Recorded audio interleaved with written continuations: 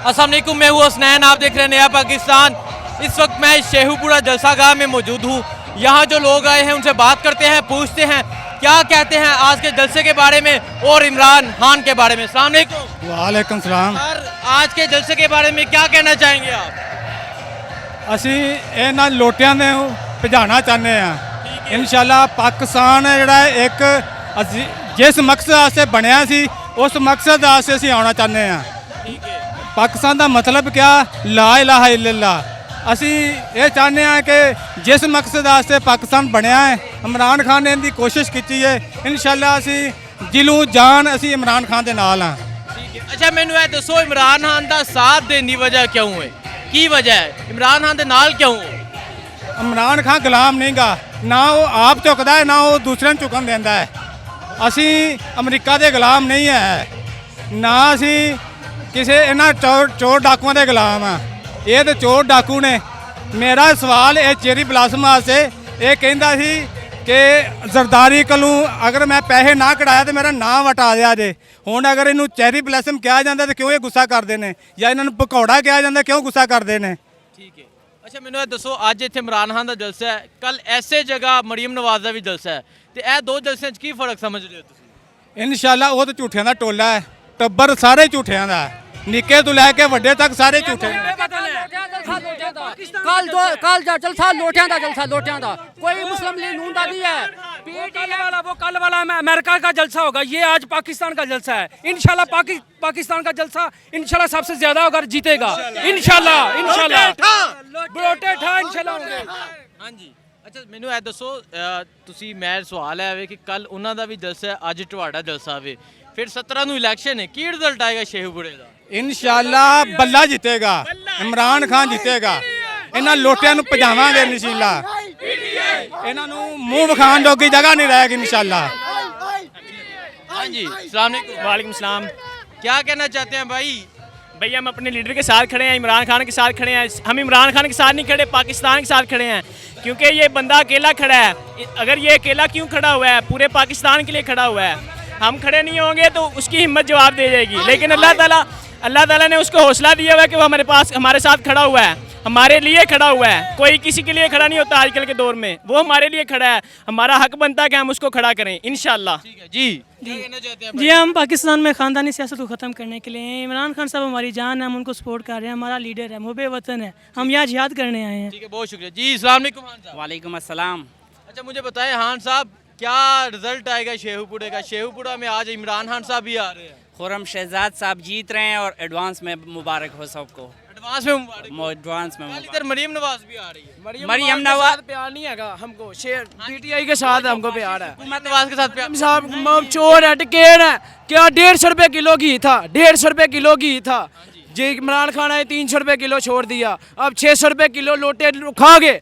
इमरान खान साहब को मैं एक बात बताना चाहता हूँ, इमरान खान साहब आपको तो सब मुल्क ने सपोर्ट दिए ना, इसने बाहर की मुल्कों का पैसा लगा है आपको लाने के लिए। ये लोटों ने आपको पैसा ले के बिके हैं। इंशाल्लाह हम आपके साथ हैं, आज भी, कल भी, चौथ भी, परसों भी, हमारी जान भी आपके ऊपर कुर्बान है। ये जो फाशिस्ट हुकूमत है ये साबित क्या करना चाह रही है इमरान? हाँ जी भाई। अल्लाह पाक कुरान पाक में फरमाते हैं कूनू मस्सादिकीन, आए लोगों सच्चे लोगों का साथ दो। आप मुझे बताएं जरदारी सच्चा है, नवाज शरीफ सच्चा है, पीडीएम सच्ची है?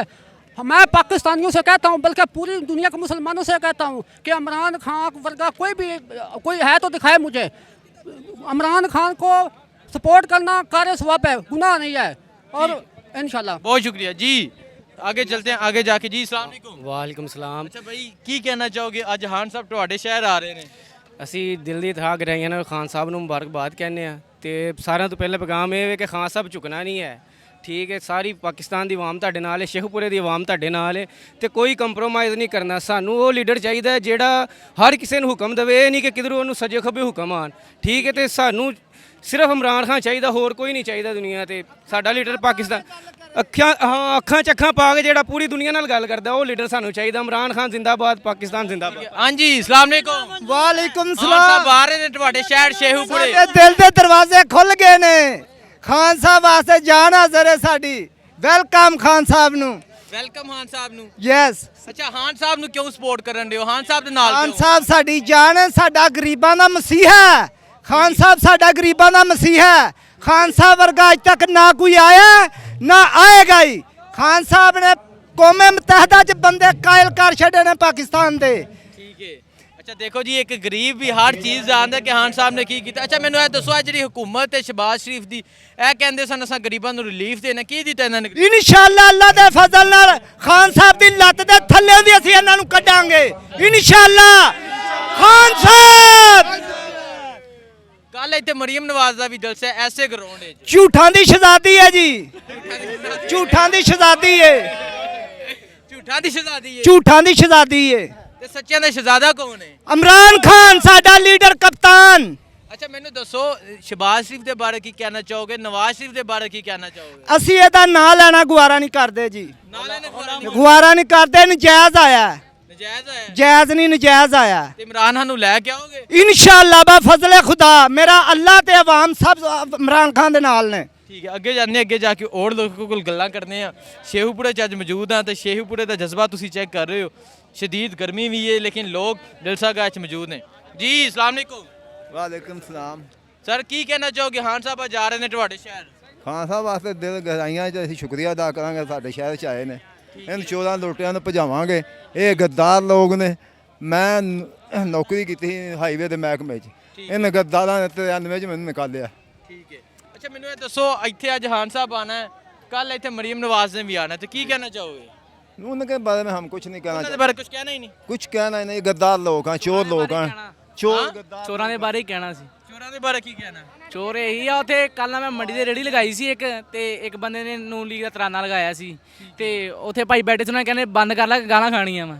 ਨੂਨ ਲੀਗ ਤੋਂ ਨਾ ਇੰਨੀ ਵਾਹ ਮੱਕੀ ਹੋਈ ਆ, ਤੇ ਇਹ ਦੁਆ ਕਰੋ ਅੱਲਾਹ ਪਾਕ ਉਹਨਾਂ ਨੂੰ ਲੈ ਜਾਏ ਕਿਤੇ ਦੂਰ ਹੀ ਲੈ ਜਾਏ ਉਹਨਾਂ ਨੂੰ ਅੱਲਾਹ ਪਾਕ। ਠੀਕ ਹੈ ਜੀ। ਇਹ ਕਹਿ ਰਿਹਾ ਕਿ ਮੰਡੀ ਮੈਂ ਰੇੜੀ ਲਾਈ ਸੀ ਤੇ ਉਹਦੇ ਕਿਸੇ ਨੇ ਨੂਨ ਲੀਗ ਦਾ ਤਰਾਨਾ ਲਾਇਆ ਤੇ ਲੋਕਾਂ ਆਖਿਆ ਬੰਦ ਕਰ ਲੈ, ਕਿਉਂ ਕਿਸੇ ਕੋਲ ਮਾਰ ਖਾਣੀ ਆ। ਹਾਂਜੀ ਬਿਲਕੁਲ ਇੰਜੀ ਗੱਲ ਆ। ਇੰਨੀ ਆਵਾਮ ਮੱਕੀ ਪਈ। हाँ बिल्कुल अकी भैया ना मंजूर। आगे जाके मजीद लोगों से बात करते हैं। हाँ जी, अस्सलाम वालेकुम। जी वालेकुम सलाम। कहाँ से आए हैं? जी मैं पिंडी भटिया से आया हूँ। पिंडी भटिया से आए हैं। खान साहब आज शेखूपुरा आ रहे हैं, क्या कहना चाहेंगे? यही कहना चाहूँगा कि इमरान खान को सपोर्ट करें, यही हमारे दिल की आवाज़ है और हमारा लीडर है।